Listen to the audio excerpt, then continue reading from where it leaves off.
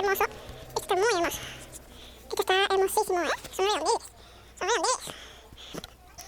Luego tenemos este que se llama... ¿cómo se llama? Figures, algo así. No sé cómo se llama.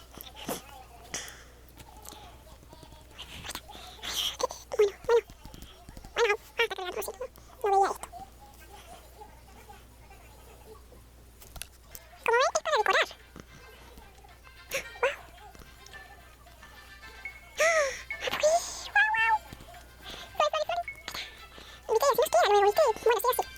Luego tenemos Simi Sims.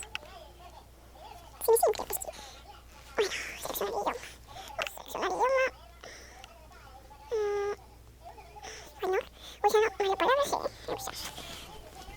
Bueno, ya me puso ya. Hola. Perdón por el mensaje. Perdón, tuve que responder. Ahora vamos a jugar a un juego llamado Akinator. Si alguien lo conoce. Y como ven, son... ¿Por qué no enfoca? Son las 3.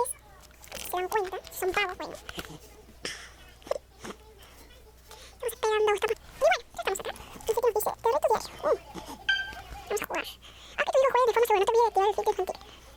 Ok, solo para niños que tu hijo juegue de forma segura. Pide un personaje real o ficticio, voy a intentar adivinar. Ok, Dani. Su personaje es nacional argentina. Esperemos, vamos a cosa. A pensar. ¿Quién puede ser? Fernán Flo. No sé muy bien de él, pero bueno, vamos a ver. Bueno, ¿qué pasa? Ay, música, por Dios. Lo siento. ¿Su personaje de nacionalidad argentina? Sí, no sé. No, claramente no. Solo para decir porque me parece que sí. No sé, argentina, no sé. Igual, sí.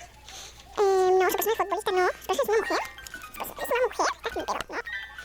Su personaje tiene más de 40 años. No. Su personaje se hizo famoso gracias a YouTube, sí. Su personaje tiene famoso videojuegos, sí, puede ser.